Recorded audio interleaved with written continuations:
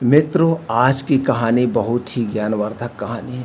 आज की कहानी हर एक लड़के को सुनना चाहिए जिसके माता पिता को लग रहा है कि उसके लड़के में कोई कमी है, वो लड़का आगे नहीं बढ़ पा रहा है। तो दोस्तों, एक कहानी ज़रूर सुनाइएगा, बहू को सुनाइएगा, बेटी को सुनाइएगा, पत्नी को सुनाइएगा और खुद सुनिएगा। विश्वास मानिए दोस्तों, 100% जो भी इस कहानी को सुनेगा उसके परिवार में, उसके माइंड में एक अलग विचार आएगा और वह परिवार स्वर्ग बन जाएगा। तो दोस्तों, चलिए कहानी को शुरू करते हैं। आप सभी मित्रों का हमारे कहानी के इस चैनल पर बहुत बहुत स्वागत व अभिनंदन है। मित्रों, एक समय की बात है, एक राज्य में एक राजा और एक रानी रहते थे। उनके पास सिपाही, घोड़े, दास दासियाँ, धन दौलत सब कुछ था, सिर्फ उन्हें संतान नहीं थी। इसी कारण राजा रानी बहुत ही दुखी रहते थे। संतान प्राप्ति के लिए उन्होंने हर तरह का दान, धर्म, धार्मिक अनुष्ठान, जप, मंत्र, व्रत, पूजा पाठ किए, लेकिन कोई फायदा नहीं हुआ। अब राजा रानी दोनों ही बुढ़ापे की ओर बढ़ते गए। बुढ़ापे की ओर बढ़ते गए तो होता है क्या कि दोनों गहन सोच में पड़े रहते थे। अब हमारे इतने बड़े राज्य का क्या होगा? कौन बनेगा इस राज्य का वारिस? कौन लेगा प्रजा की जिम्मेदारियां? राजा रानी दिन रात इसी चिंता में घुलने लगे। उन्हें खाने पीने की भी सुध नहीं रहती थी, हमेशा यही सोचते रहते थे अपनी प्रजा के बारे में। तो एक दिन सुबह होता क्या है कि राजा के दरबार में एक साधु आता है। साधु आता है तो दासी रानी को इतला करती है कि तब वह दासी कहती है, यह मेरा अंतिम दान धर्म है, इसके बाद मैं अपने हाथों से कोई दान धर्म नहीं करूँगी। रानी चावल भरा पात्र हाथ में लेकर बाहर आती है और साधु की झोली में भिक्षा डालने आगे बढ़ती है। तो उसके चेहरे पर छाई उदासीनता साधु की दृष्टि में आती है। वह उससे पूछता है, रानी साहिबा, क्या हुआ? आप क्यों इतनी उदास है? तब रानी साधु को सारी हकीकत बताती है और सिसकने लगती। उस पर वह साधु कुछ पल गंभीर हो जाता है और कहता है, चिंता मत करना रानी साहिबा, आपकी संतान की इच्छा पूरी हो जाएगी। आपकी कोख से एक पुत्र जन्म लेगा, मात्र वह 14 साल तक ही आप लोगों को मिलेगा। उसके आगे वह इस मृत्यु लोक में नहीं रह पाएगा। इससे बढ़कर आपको कुछ देना मेरे लिए संभव नहीं है। अपनी बात पूरी करते उसने अपनी झोली में हाथ डाला, थोड़ी सी भभूत निकालकर रानी को दी और कहा, आप और महाराज दोनों इसे बांटकर ग्रहण करना, तुम्हें जल्द ही पुत्र की प्राप्ति होगी। इतना कहकर साधु अपनी राह चला गया। उसके जाने के बाद रानी सोचने लगी, 14 साल तो 14 साल ही सही, उतने समय के लिए हमें पुत्र मिलेगा, यही काफ़ी है। उतने साल तक मैं उसे जी जान से प्यार करूँगा, बड़ा करूँगा, उसे ढेर सारे लाड दुलार करूँगा, उससे बहुत मैं प्यार करूँगा, उसकी खूब सेवा करूँगा, जितनी सेवा करना चाहिए, और उसे वो सारी शिक्षाएँ दूँगा जो समाज के लिए होती है। उस रात अपना सारा राजकाज खत्म करके राजा जब रानी के महल में गए तो रानी ने क्या किया कि राजा को सारी बातें बताई और साधु की दी भभूत राजा को दिखाकर बोली, साधु महाराज ने यह भभूत हम दोनों को ग्रहण करने को कहा है। राजा बोले, इतना दान धर्म किया, जब तब किया, कोई फल नहीं मिला, अब इस भभूत से हमें संतान प्राप्त होगी क्या? उस पर रानी बोली, जब इतना सब कुछ किया तो अब यह भी सही, खामखा उस साधु के क्रोध को क्यों हम भुला दे रहे हैं, क्यों हम उसकी बातों को भुला दें, एक बार ये भी करके देखते। राजा को अब किसी पर विश्वास नहीं था, लेकिन पत्नी को दुख न पहुँचे इसलिए वह राजा राजी हो गया। तो फिर क्या होता है कि राजा रानी दोनों नाचते नहाते धोते हैं, फिर अपने भगवान का नाम स्मरण करते हैं, अपने पुरखों को स्मरण करते हैं और उस साधु महाराज का नाम स्मरण करके वह भभूत बांटकर दोनों खाते हैं। उसके बाद दोनों निश्चित होकर सो जाते। तो कुछ दिन गुजर जाते हैं और साधु दोबारा कहे अनुसार रानी गर्भवती हो जाती है। उस पर राजा रानी दोनों की खुशी गगन में नहीं समाती है। राजा रानी से बोला, महारानी सचमुच साधु महाराज की कृपा हो गई है। तो 9 माह 9 दिन और 9 घंटे पूरे होकर रानी ने एक सुंदर गोरे चिट्टे पुत्र को जन्म दिया। राजा ने बड़ी धूमधाम से पुत्र का नामकरण किया। सारे राज्य में 8 दिन तक अंतफंतर्पण रखा गया, उत्सव मनाया गया। अब पुत्र की कुंडली देखने के लिए राज्य के सबसे विद्वान पंडितों को बुलाया। तो कुंडली देखकर पंडित बड़े चिंतित हो गए, कहने लगे, महाराज हमारा राजपुत्र फिर 14 साल तक हमारे पास रहेगा। राजा को यह बात की भनक न था ही नहीं। रानी तो भी साधु महाराज की बात याद रखती। दोनों चुप रह जाते हैं।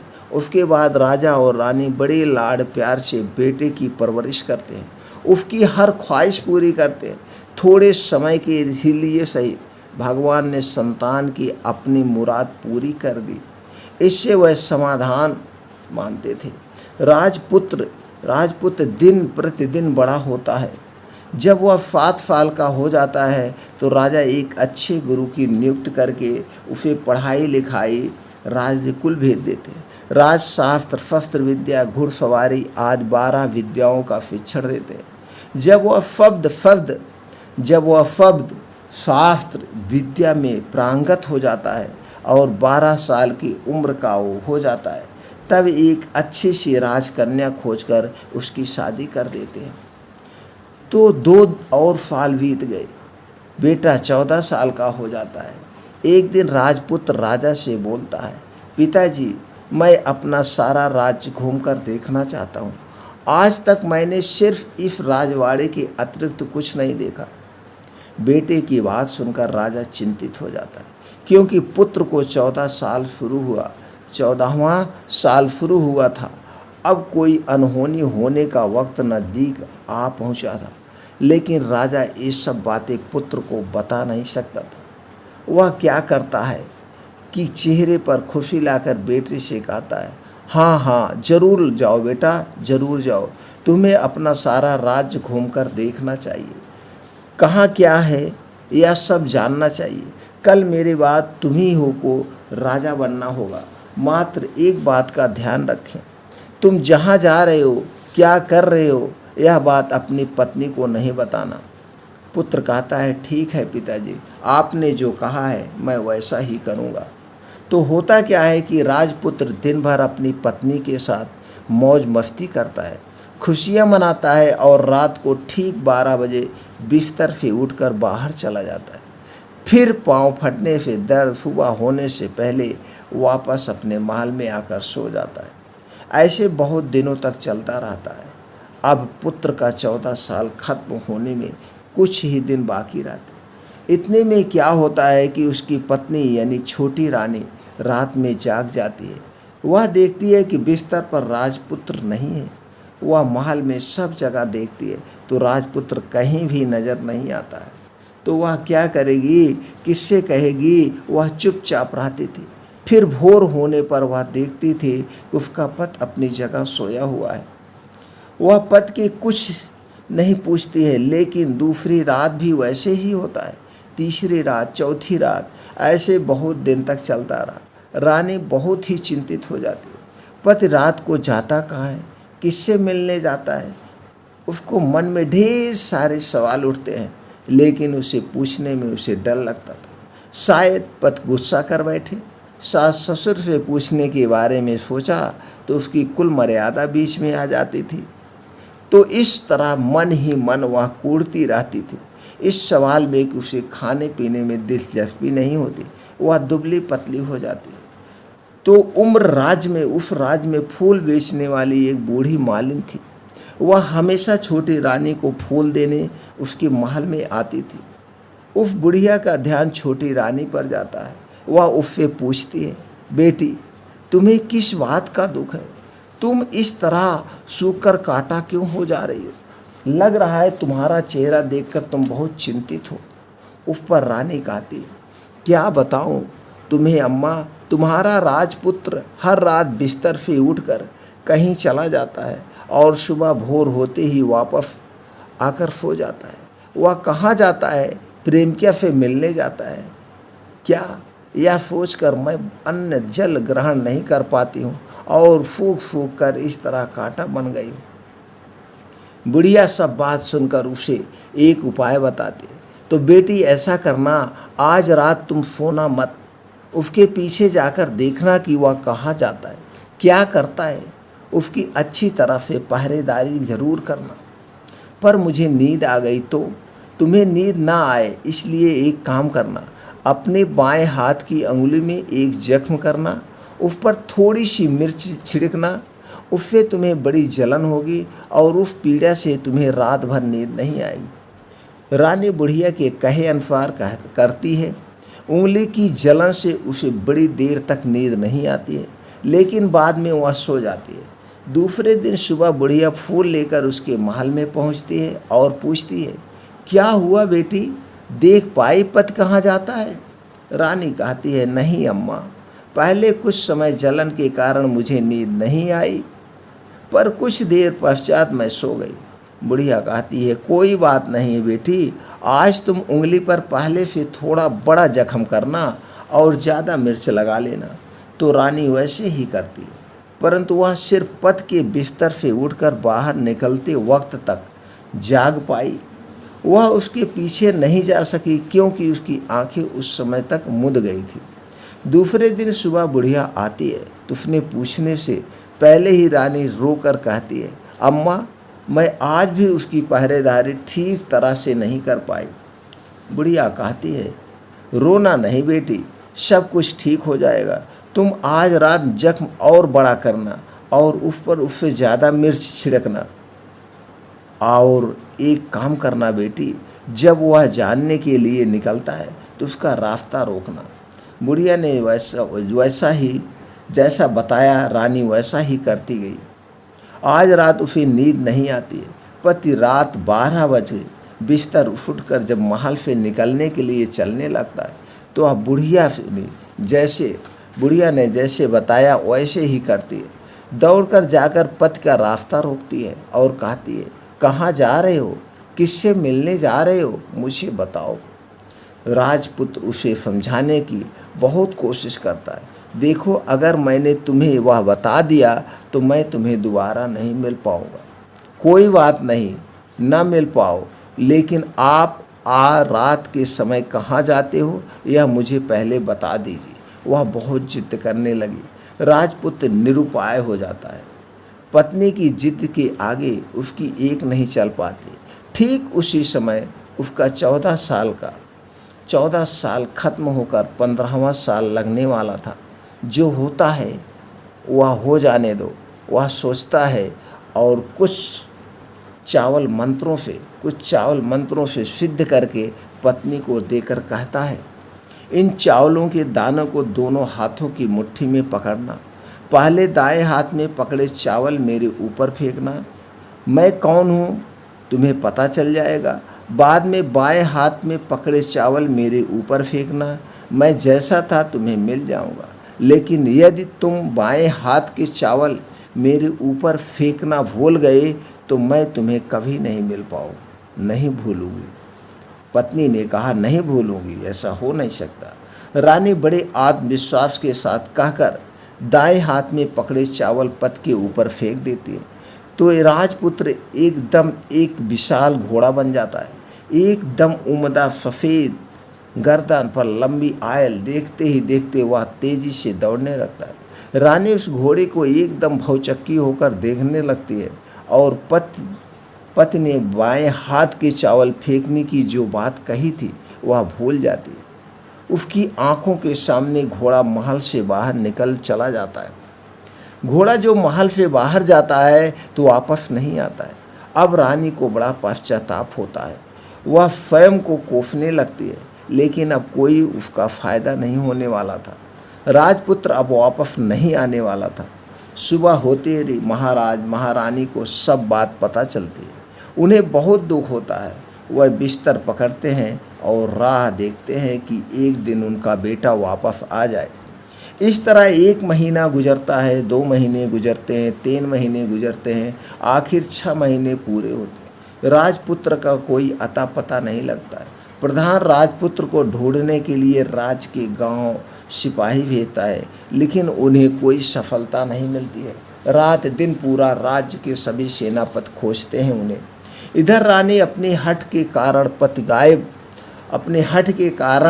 पति गायब हो गया था, यह सोचकर स्वयं को मन ही मन कोसती है और प्रण लेती है कि कुछ भी करके पति को ढूंढ लाएगी और उसे वापस घर लेकर ही आएगी। एक दिन वह सुबह उठकर सास ससुर के महल में जाती है और कहती है कि मैं अपने पति की खोज में जा रही हूँ। महाराज महारानी को और क्या चाहिए था, कुछ भी करके उनका बेटा उन्हें वापस मिलना चाहिए था। वह बहू को जाने की अनुमति देकर कहने लगे, बेटी तुम्हें जो चाहे वो करो, जहाँ जाना है वहाँ जाओ, लेकिन हमारे बेटे को वापस लेकर आओ। भगवान तुम्हें कामयाबी देंगे, जरूर देंगे। अब रानी क्या करती कि अपना शाही वेश बदलकर एक सेठानी बन जाती है। कुछ दास दासियों को, कुछ नौकरों को साथ में लिया, कुछ सामान साथ में लिया और राज्य की सीमा पार कर जाकर वहाँ एक भोजनालय खोल दिया। वहाँ आने वाले सब यात्रियों को खाना मुफ्त में देने लगी। मात्र एक शर्त रखी कि खाने वाले को रानी ने एक शर्त रखी थी, खाने वालों को उसकी देखी कोई अजीब चीज़ उसकी मालकिन को यानी राजकन्या को बतानी पड़ेगी। तो वहाँ आने वाला हर नागरिक अपनी तरफ से मैंने यह देखा, मैंने वह देखा कहकर वहाँ से मुफ्त खाना खाकर जाता था। परंतु रानी को जो बात चाहिए थी वह अब तक मिली ही नहीं थी। ऐसे ही कुछ दिन बीत गए, फिर धीरे धीरे कुछ महीने बीत गए। तो इधर क्या होता है कि रानी के महल फूल लेकर जाने वाली बुढ़िया के एक बेटा और बहू थे। उनका एक छोटा बेटा था, यानी बुढ़िया का एक पोता था। तो बेटा और बहू सुबह काम के लिए निकलते थे तो पोते को संभालने की जिम्मेदारी बुढ़िया पर रहती थी। बुढ़िया दिन भर पोते को संभालती थी। एक दिन होता है क्या कि बुढ़िया को पान खाने की आदत थी। वह पान खाने के लिए चूना चाहिए था। वह उसे तैयार करने के लिए सोपियाँ लेकर आई। इन सोपियों में भूनने के लिए गोबर के कंडे चाहिए थे। कंडे इकट्ठा करने के लिए वह बांस की टोकरी लेकर चरवाहे के मैदान में गई। वहाँ बहुत सारे कंडे थे। उन्हें जमा करते करते उससे आने में अंधेरा हो गया। इस ओर शाम होते ही काम से वापस बेटा बहू घर पहुँचे तो देखा कि बच्चा घर पर अकेला है और वह रो रहा है। वह दोनों गुस्से से लाल पीले हो गए। इतने में बुढ़िया घर आ गई। बेटा ने पूछा, पोते को घर अकेला छोड़कर कहाँ गई थी? बुढ़िया बताने लगी कि मैं गोबर के कंडे इकट्ठा करने गई थी।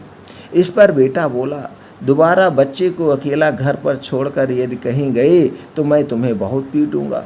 बुढ़िया कहने लगी, नहीं बेटा, फिर कभी ऐसा नहीं करूँगी। लेकिन दूसरे ही दिन बुढ़िया वह बात भूल गई और फिर चरवाहे के मैदान पर कंडे इकट्ठा करने चले गए।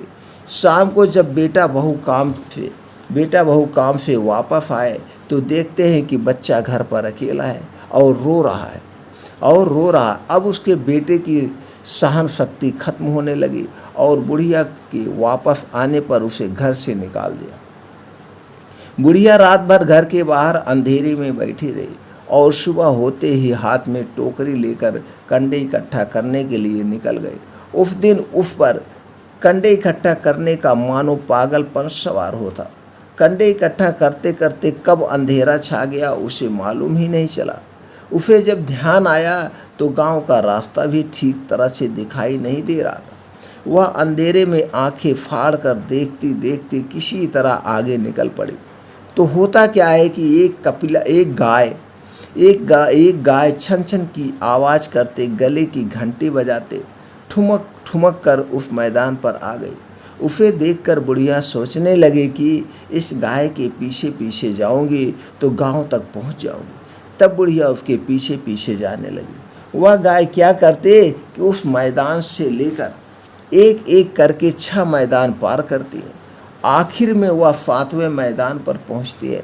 तो वहाँ क्या होता है कि उस मैदान पर एक बड़ा सा पत्थर है। गाय जाकर उस पत्थर को अपना सींग मारती है। सींग मारा तो वह पत्थर दूर हट गया और पाताल में नीचे जाने की सीढ़ियाँ दिखाई देने लगी। तब वह गाय उन सीढ़ियों से नीचे जाने लगी तो बुढ़िया वह सब देखती रही और झट से जाकर गाय की पूँछ को पकड़ लिया। पूँछ पकड़कर वह गाय के साथ नीचे पाताल में पहुंच गई। पाताल में पहुंचते ही तुरंत गाय की पूँछ छोड़ दी और इधर उधर देखने लगी। वहीं से बुढ़िया ने देखा कि पाताल में सब जगह जगमगाहट है, दिया दीप जलते हैं और तेज रोशनी गाय के ऊपर पड़ती है और वहाँ अद्भुत घटनाएं घटने लगती है। गाय के नीचे जाते ही उसके गले में अपने आप फाकल पड़ गई और छमा छम करके कोई दुधाती गाय का दूध दुहने लगा। लेकिन जो भी कोई वह कर रहा था वह मात्र दिखाई नहीं दे रहा था। बुढ़िया बहुत घबरा गई, कहाँ आकर मैं फंस गई, वह सोचने लगी और यहाँ वहाँ छिपने के लिए जगह ढूंढने लगी। लेकिन उसे कहीं भी जगह नहीं मिली, हर जगह उजाला ही उजाला था। तो वह यूं एक कोने में खड़ी रह गई और जो कुछ सामने हो रहा था उसे चुपचाप देखने लगी। कुछ पल के बाद वहाँ झट से एक उम्दा सफ़ेद घोड़ा आया। वहाँ 2 कुंड थे, उसमें से एक कुंड में उस घोड़े ने छलांग लगाई और ऊपर आ गया। अब उसे राजपुत्र का रूप प्राप्त हो गया। राजपुत्र बनने के बाद उसने दूसरे कुंडे के पानी में स्नान किया, वहाँ रखे नए कपड़े पहने, नज़दीक ही एक सुंदर पलंग था, उस पर आकर बैठ गया।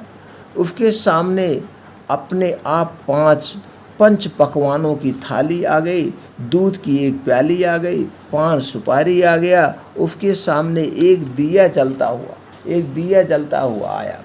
राजपुत्र ने खाना खाया, दूध पिया, पान सुपारी खाया और बिस्तर पर लेटे जाने से पहले सूर्य देव का स्मरण करके सामने जलते दिए से पूछा, दिए दिए दीपांकर, मेरे माता पिता क्या कर रहे हैं? दिया बताने लगा, बेटे के शोक में डूबे हैं। राज कौन संभाल रहा है? राज प्रधान संभालता है। मेरी पत्नी क्या करती है? उसने चौराहे पर भोजनालय शुरू किया है और आते जाते लोगों से वह नई नई खबर के बारे में पूछती है। दिए के यह कहते ही राजपुत्र कहने लगा, ठीक है। उसके बाद वह सो गया। बुढ़िया कोने में खड़ी रहकर यह सब देखती रही। ऐसी अद्भुत घटना उसने जिंदगी में पहली बार देखी थी। उसे अंदर ही अंदर चुलबुलाहट होने लगी। वह अपनी भूख प्यास भूल गई और आगे क्या होता है कि उसे उत्सुकता से देखने लगती। लेकिन उसके बाद और कुछ घटनाएं नहीं घटती। रात गुजर गई और सुबह हो गई। सुबह होने पर पलंग पर सोया राजपुत्र उठा और फिर से पहले वाले कुंड में छलांग लगाई तो वह फिर से घोड़ा बनकर कुंड से बाहर आ गया। बाहर आते ही वह तेजी से उस पाताल नगरी से बाहर निकल गया।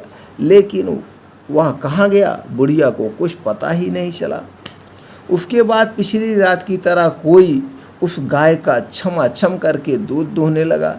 जैसे ही दूध दुहाना खत्म हुआ उसके गले की साकल अपने आप खुल गई और वह गाय तेजी से ऊपर जाने लगी, सीढ़ियों की ओर भागने लगी। गाय को दौड़ते देखकर बुढ़िया सोचने लगी, अब गाय के साथ यहाँ से ऊपर जाना ही समझदारी है, नहीं तो कोई मुसीबत आकर मेरे ऊपर टपक जाएगी।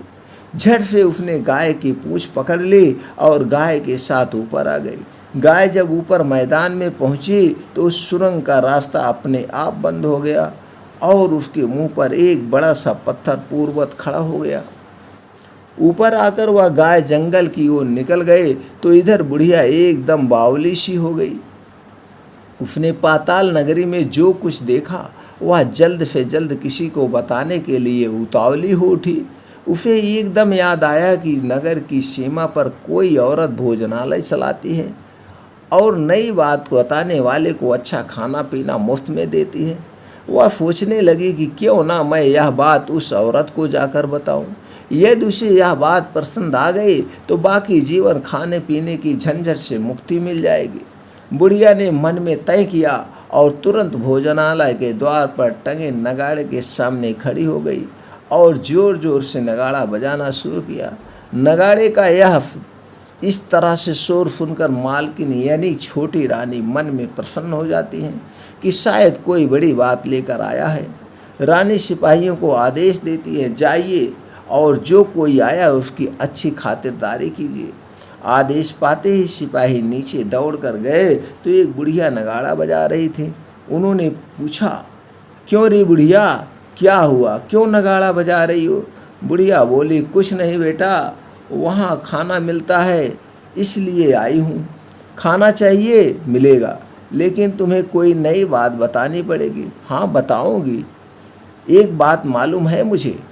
इस पर सिपाही उसे अंदर लेकर आए। उनको मालकिन का आदेश था कि जो कोई बूढ़ा बुजुर्ग वहाँ आए उनके साथ अच्छी तरह से पेश आना है, उनका अच्छे से आदर सत्कार करना है, आतिथ्य करना है। तो सिपाही ने उस बुढ़िया का भरपूर आदर आतिथ्य किया। उसे बड़ी सी थाली भरकर व्यंजन परोसते हैं। बुढ़िया कुछ दिनों से भूखी थी, वह खाने पर टूट पड़ी। खाना खाने के बाद सिपाही ने उसे नई साड़ी पहनने को दी। उसके बाद उसे लेकर रानी के पास गए। बुढ़िया और रानी ने तुरंत एक दूसरे को पहचान लिया।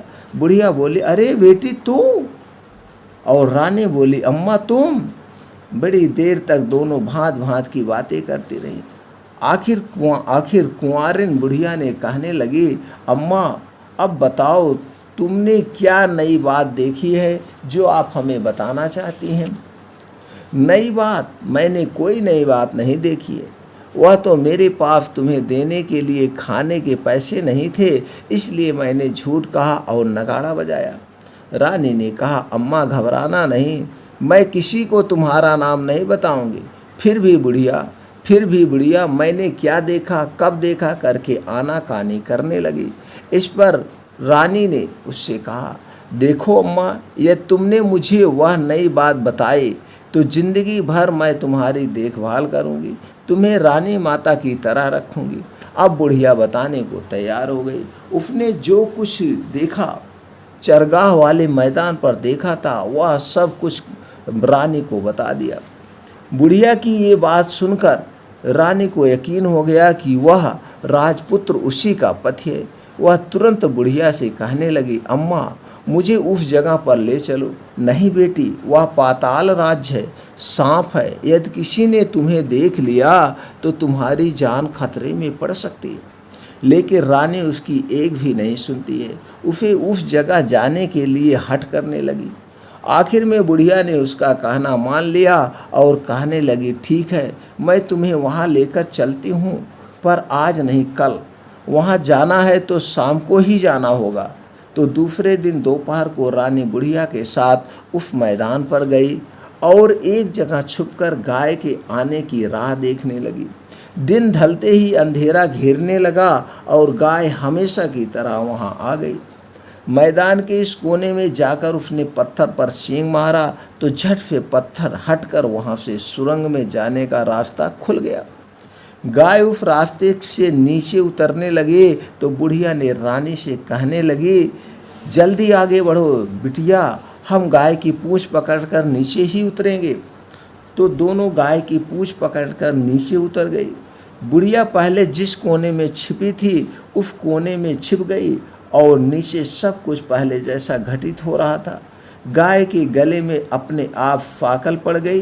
कोई अदृश्य रूप से उसका दूध दूहने लगा।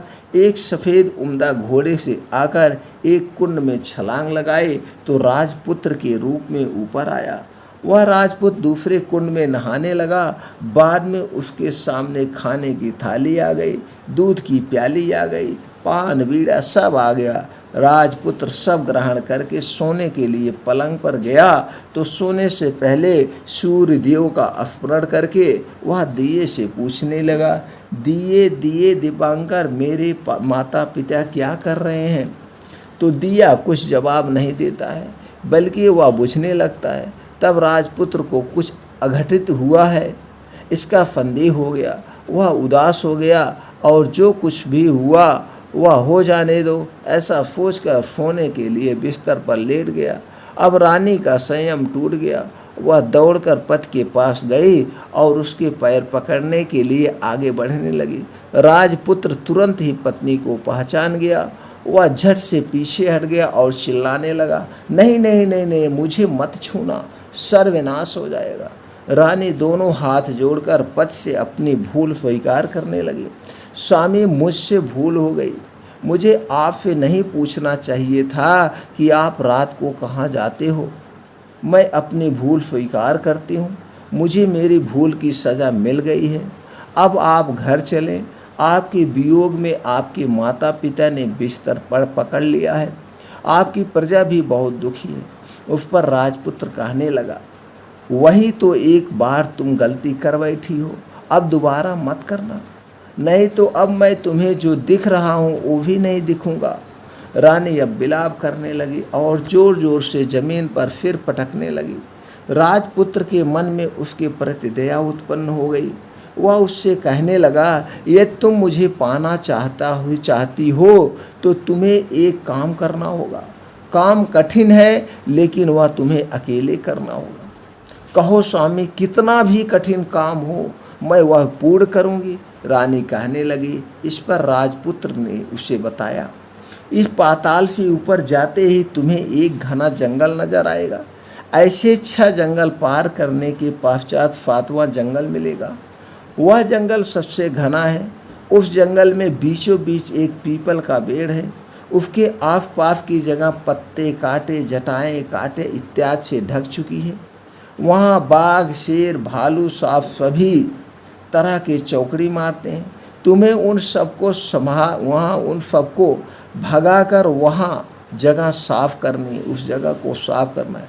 उसकी गोबर से लिपाई पुताई पवित्र कर बनाना है, रंगोली से सजाना है। उसके बाद वहाँ धूप कपूर अगरबत्ती जलानी है, फूल कुमकुम से पेड़ की तने की पूजा करनी है, दूध दही से बने चावल का भोग लगाना है।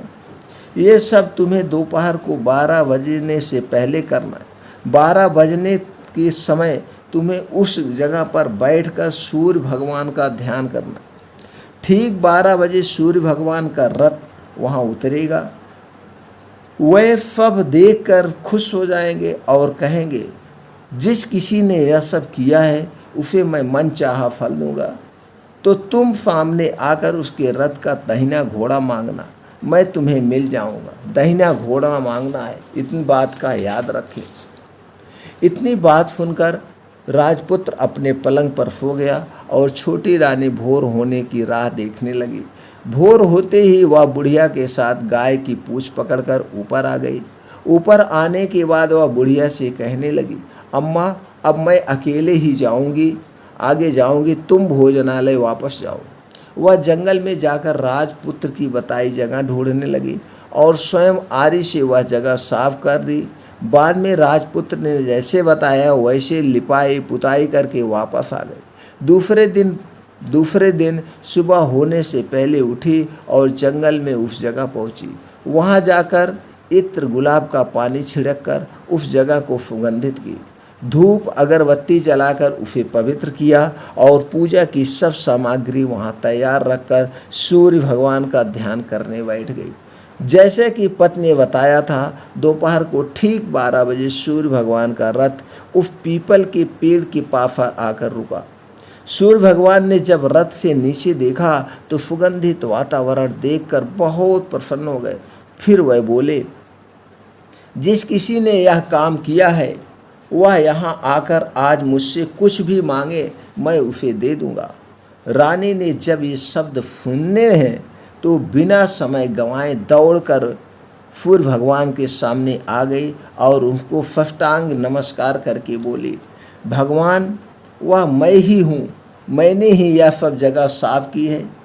अच्छा तो तुम्हें हो क्या चाहिए, मांगो। भगवान मुझे आपके रथ का दहिना घोड़ा चाहिए। सूर्य भगवान बोले, नहीं नहीं, मैं तुम्हें और कुछ दे सकता हूँ लेकिन यह घोड़ा नहीं दे सकता हूँ। मेरे रथ के 12 घोड़े हैं, तुम चाहो तो कोई और घोड़ा मांग लो लेकिन यह दहिना घोड़ा नहीं, वह मैं तुम्हें नहीं दे सकता। छोटी रानी ने एक नहीं सुनी। वह सूर्य देव से एक ही बात कह रही थी, वही दहिना घोड़ा दे दीजिए, नहीं तो मैं आपके पैरों में गिरकर अपनी जान दे दूंगी। अब सूर्यदेव धर्म संकट में पड़ गए। उन्होंने वचन दिया था, अब अपने वचन से पलट भी तो नहीं सकते थे। ठीक है, दे दिया तुम्हें घोड़ा, सूर्यदेव ने कहा। फिर एक बात और भी कही, देखो मैंने तुम्हें घोड़ा तो दिया है, लेकिन वह तुम्हें यहाँ नहीं मिलेगा, तुम्हें उसे पाताल लोक जाकर लाना होगा। रानी बोली, पाताल लोक में ही क्या भगवान, मैं उन्हें पाने के लिए कहीं भी जा सकती हूँ, जहाँ भी आप कहेंगे। रानी को वचन देकर सूर्यदेव अपने मार्ग चले गए और इधर रानी जंगल से अपने भोजनालय में आ गई। फिर वह बुढ़िया को लेकर उस मैदान पर आ गई। जल्दी ही शाम हो गई। शाम होते ही वह गाय आ गई और उसने सींग मारकर सुरंग का पत्थर हटाया तथा नीचे उतरने लगी। रानी और बुढ़िया जल्दी जल्दी उसकी पूंछ पकड़कर नीचे उतर गई। नीचे पाताल में सब घटनाएं पहले की तरह घटने लगी। घोड़े का एक कुंड में नहाकर राजपुत्र बन जाता है। नहा धोकर पलंग पर जाकर बैठना, उसे खाने की थाली, दूध की प्याली, आन पान बीड़ा सब आ जाता है। लेकिन आज एक नई बात घटी। आज दो थाली, दो दूध की प्याली, दो पान बीड़े उसके सामने आए। वह कुछ नहीं बोला। अपने हिस्से की थाली खाकर, दूध पीकर और पान बीड़ा चबाकर वह सोने चला गया और हमेशा की तरह दिए से पूछने लगा, दिए दिए दीपांकर, मेरे माता पिता क्या करते हैं? दिया ने बताया, वह दोनों तुम्हारे शोक में मरने की स्थिति में पहुंच गए हैं। ऐसा झट से उसकी आंखों से आंसू टपकने लगे। फिर वह पूछने लगा, दिए दिए दीपांकर, मेरा राज्य कौन चला रहा है? तुम्हारा राज प्रधान चला रहा है और वह सब कुछ हड़प चुका है। वह राजा पर बहुत अत्याचार कर रहा है। सुनकर राजपुत्र को बहुत गुस्सा आया। वह गुस्से से अपनी मुट्ठी भींचने लगा। अब वह पूछने लगा, दिए दिए दीपांकर, मेरी पत्नी क्या कर रही है? अब दिया कुछ नहीं बोला, चुप रहा। अब रानी का संयम जवाब दे गया। वह दौड़कर पति के गले लग गई। अब मैं तुम्हें मिल गया, राजपुत्र कहने लगा। सच कहते हो, अब आप फिर से घोड़ा तो नहीं बनोगे ना? नहीं, दोबारा घोड़ा नहीं बनूंगा मैं। अब दोबारा घोड़ा नहीं बनूंगा। तुमने जो इतने सारे कष्ट उठाए हैं मुझे पाने के लिए, इसलिए सूर्यदेव ने मुझे सदा के लिए घोड़े के जन्म से मुक्त कर दिया है।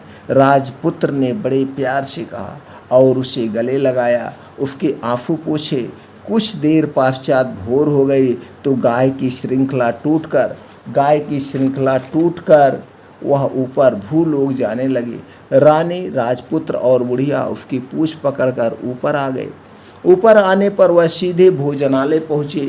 वहाँ का सब सामान लोगों में बांट दिया और उसको ताला लगाकर अपने राज्य लौट गए। राजपुत्र वापस आता है और उसके तेवर देखकर प्रधान घबरा गया। राजपुत्र ने उसे बंदी बनाकर कैद खाने में डाल दिया और राज की बागडोर अपने हाथ में ले ली। उसके बाद वह अपने माता पिता को मिलने उनके महल में गया। तब राजपुत्र क्या देखता है कि उसके माता पिता उसके शोक में अस्थिमंजर बने हुए हैं। पुत्र को वापस आया देखकर मरणासन राजा रानी की आंखों से टप टप आंसू बहने लगे। इन दोनों ने पुत्र को गले लगाया, उसे प्यार से सहलाया। इतना होने के बाद उनकी सेहत में एकदम नया सुधार आने लगा। वह अब बिस्तर से उठकर बैठ गए, पुत्र को आशीष देने लगे। राजपुत्र के आने की खबर तुरंत राज्य भर में फैल गई। प्रजा खुशी से फूले नहीं समाई। प्रजाजन राजमहल के सामने इकट्ठे हो गए। राजपुत्र ने भी उन्हें दर्शन दिए और राजा आज से उन्हें कोई दुख नहीं पहुंचाएगा, ऐसा वचन भी दिया। अब राजा अपने पुत्र का राज्याभिषेक करके उसे सिंहासन पर बिठाता है और बहू को महारानी का दर्जा देता है और स्वयं अपनी पत्नी के साथ ईश्वर स्मरण करते हुए खुशी के दिन बिताता है। महाराजा बना राजपुत्र अच्छी तरह से राज्य चलाने लगा और अपनी पत्नी के साथ सुख शांति से जीवन बिताने लगा। जब उस बुढ़िया को रानी ने अपने ही पास रख लिया, उसकी अच्छी तरह से देखभाल करने लगी। बुढ़िया और उसके बुढ़ापे के दिन खुशी में गुजर गए। दोस्तों, इस कहानी से आपको क्या सीख मिली, हमें कमेंट सेक्शन में ज़रूर बताएं।